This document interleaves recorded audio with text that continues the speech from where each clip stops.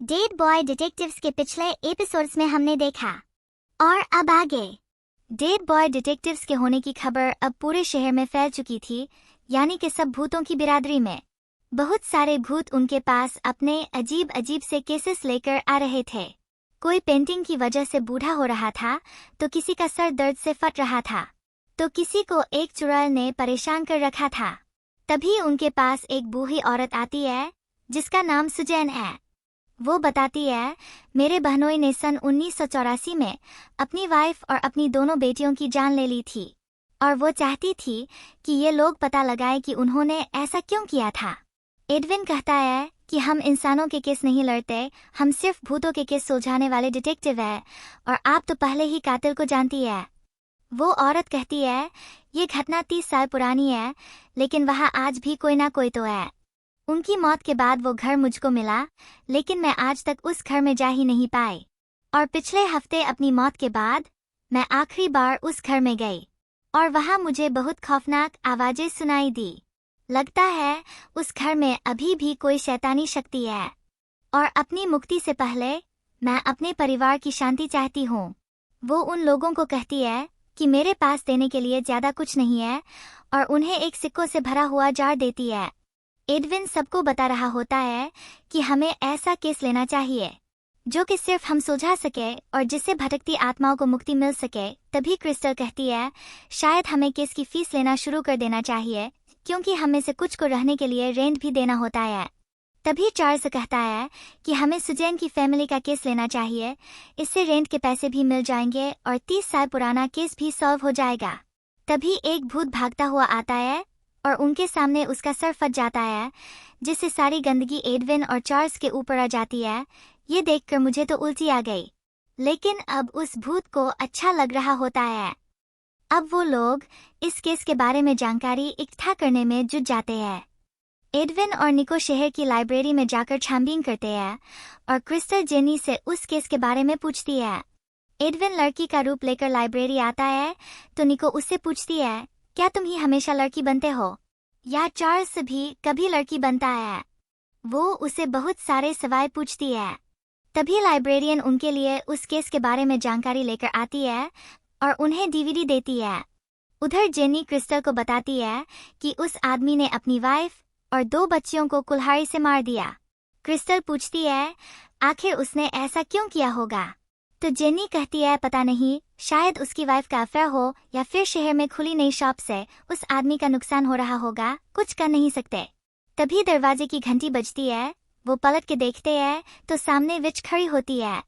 वो उनसे कहती है कि तुम्हारा दूसरा साथी कहाँ है? क्रिस्टल कहती है, अपने दिमाग में खून में डूबी उस औरत से पूछो। तो विच बोलती है, ये सौदा भी बहुत खराब चीज है जो एक प्राचीन देवी ने मुझसे किया अमरता के लिए, और तुम्हें इसके नुकसान तो पता ही होंगे। क्रिस्टल पूछती है, अमरता यानी कि तुम कभी नहीं मरोगी? चार्ल्स वहां से चलने को कहता है, और वो दोनों वहां से चले जाते हैं। फिर हम देखते हैं विच मीट शॉप से खाली चर्बी वाला गोश्त खरीदती है और कहती है, ये मेरा स्किन केयर रूटीन है। जेनी बोलती है, मुझे उससे क्या? तो विच बोलती है, काफी कड़वा बोलती हो। उधर निको और एडविन भी लाइब्रेरी से जानकारी लेकर निकल रहे होते हैं। उन्हें भी लाइब्रेरी में वो सब पता चलता है जो जेनी ने क्रिस्टल को बताया है। तभी विच का कौवा यानी कि मोंटी उनसे टकरा जाता है और सॉरी बोलता है। निको पूछती है, क्या तुम इसे देख सकते हो? तो वो बोलता है, हाँ, और बताता है कि मैं थोड़ी देर के लिए कोमा में था, और जब होश में आया तो उसके बाद मुझे भूत दिखने लगे। मोंटी एस्ट्रोलॉजी में अच्छा था। वो निको को उसकी राशि बताता है। निको उससे इम्प्रेस हो जाती है। मोंटी कहता है, अगर तुम चाहो तो मैं तुम्हें सिखा सकता हूँ। एडविन मना करता है, लेकिन निको उसे अपना एड्रेस दे देती है। तो एडविन कहता है कि अगर मन किया तो सीख लेंगे। मोंटी यहाँ से चले जाता है। निको एडविन को बताती है कि मोंटी तुम पर सीधा हो चुका है। तो एडविन कहता है, वो लड़का है और मैं भी लड़का। तो निको कहती है कि आज के जमाने में 2 लड़के प्यार कर सकते हैं। अब हमें आफ्टर लाइफ का ऑफिस दिखाया जाता है, जहां वो नाइट नर्स एडविन और चार्ल्स को पकड़ने के लिए अप्रूवल के पेपर लेकर आती है, लेकिन वो नोटरी डिपार्टमेंट वाली औरत उससे उनकी एग्जैक्ट लोकेशन पूछती है, जो कि उसे नहीं पता होती, तो वो इस पेपर पर स्टाम्प लगाने से मना कर देती है और कहती है धरती पर जाने का अप्रूवल तभी मिलेगा जब उनकी एग्जैक्ट लोकेशन हमारी लोकेशन के 2 किलोमीटर के अंदर हो, तो अगली बार एग्जैक्ट लोकेशन लेकर आना। एडविन, चार्ल्स और क्रिस्टल उस घर के पास छानबीन करने आते हैं। वो बोर्ड देखते हैं जिस पे लिखा होता है ये घर कल तोड़ दिया जाएगा, तो वो उसी वक्त उस घर में जाने का प्लान करते हैं। वो तीनों घर में जाते हैं। अब हम देखते हैं कि कैट किंग की जासूस बिल्लियां उन लोगों पर नजर रख रही होती है। वो तीनों जब घर में आते हैं तो उन्हें वो आदमी दिखता है जिसने कत्ल किया था, और सोफे पर उसकी वाइफ और दोनों बेटियां भी बैठे हैं। वो सब लोग इन तीनों को नहीं देख पाते, लेकिन ये लोग उन सबको देख रहे होते हैं। तभी वहां पर वो आदमी कुल्हाड़ी लेकर आता है और कहता है मुझे वो लेडर मिल गया, तुम मुझे हडसन के लिए छोड़कर जा रही हो, तुम में से कोई नहीं बचेगा। और ये कहकर कुल्हाड़ी से पहले अपनी वाइफ को मारता है, फिर सोफे में बैठी अपनी दोनों बेटियों को। ये सब एडविन, क्रिस्टल और चार्ल्स देख रहे होते हैं। और फिर वो आदमी वहां से चला जाता है। तभी ऊपर से गोली चलने की आवाज आती है और अगले ही पल वहां पर सब कुछ गायब होता है। ऐसा लगता है वहां कुछ हुआ ही नहीं।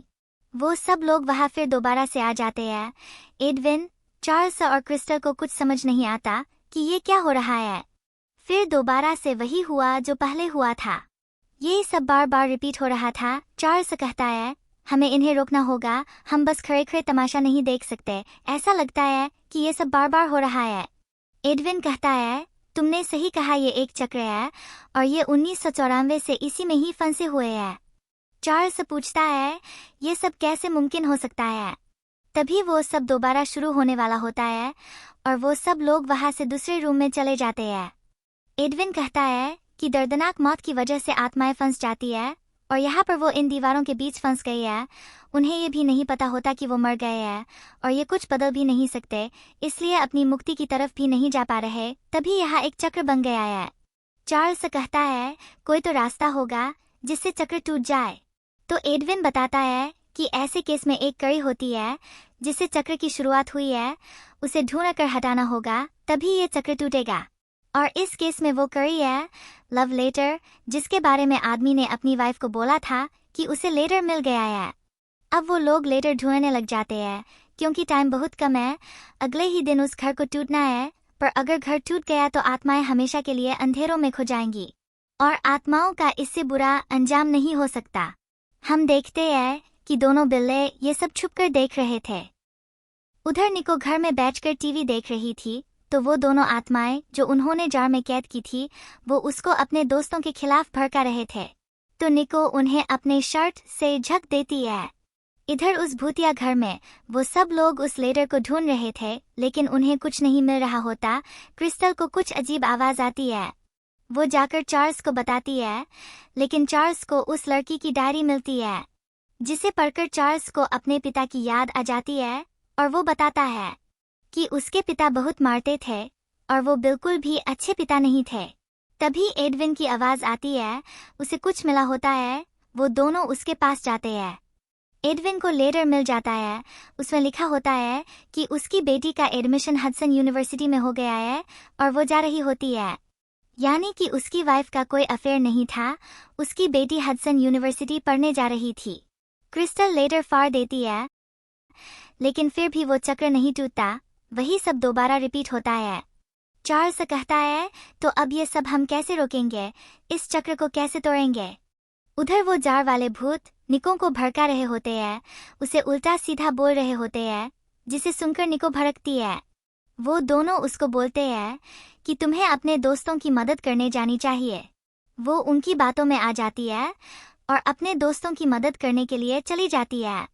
इधर वो तीनों सोच रहे होते हैं कि इस चक्र को कैसे रोका जाए। ये सब बार बार देखकर चार्ल्स को गुस्सा आता है।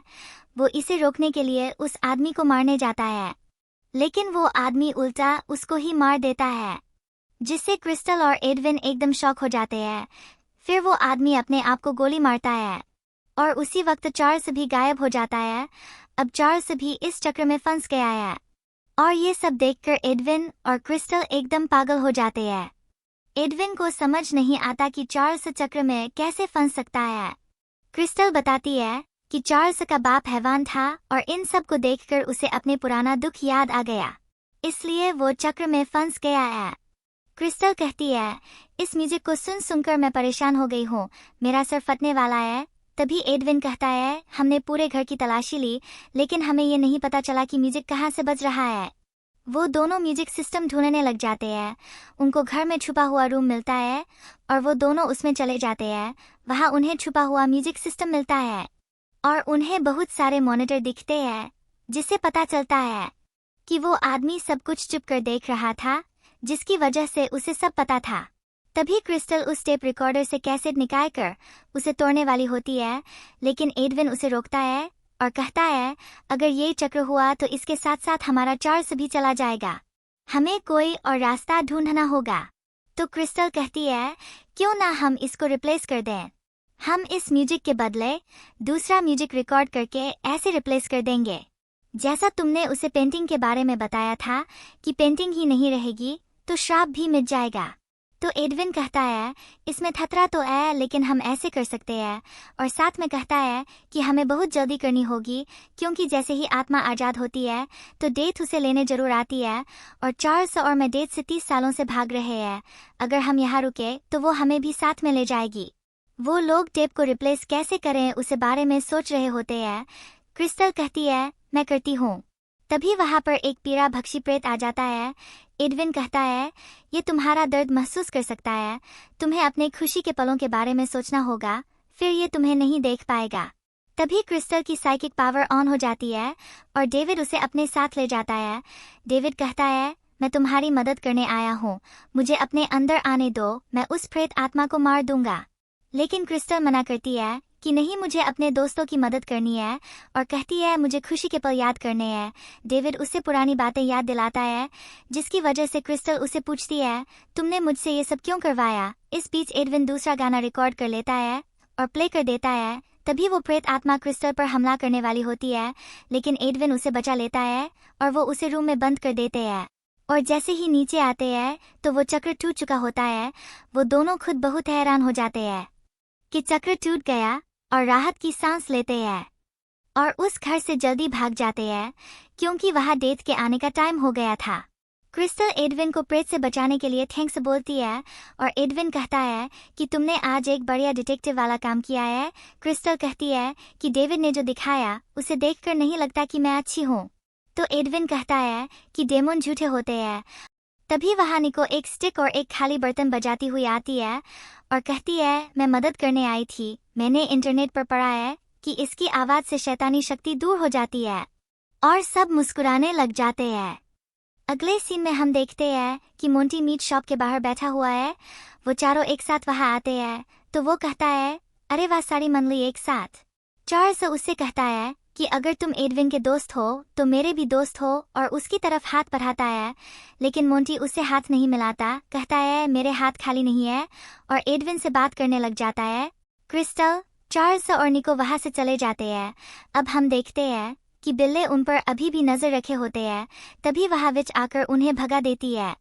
अब हमें आफ्टर लाइफ का ऑफिस दिखाया जाता है, जहाँ पर वो दोनों लड़कियाँ होती है जिन्हें एडविन और चार्ल्स ने आज़ाद करवाया था। वो उन्हें एडविन और चार्ल्स के बारे में बताती है कि वो दोनों हीरो है, उन्होंने हमारी आत्मा बचाई है। ये सुनकर वो नाइट नर्स बहुत खुश हो जाती है और ये एपिसोड ये खत्म हो जाता है। आपको ये एपिसोड कैसा लगा कमेंट बॉक्स में जरूर बताएं और please like and subscribe my channel. मिलते हैं नई वीडियो के साथ। बाय।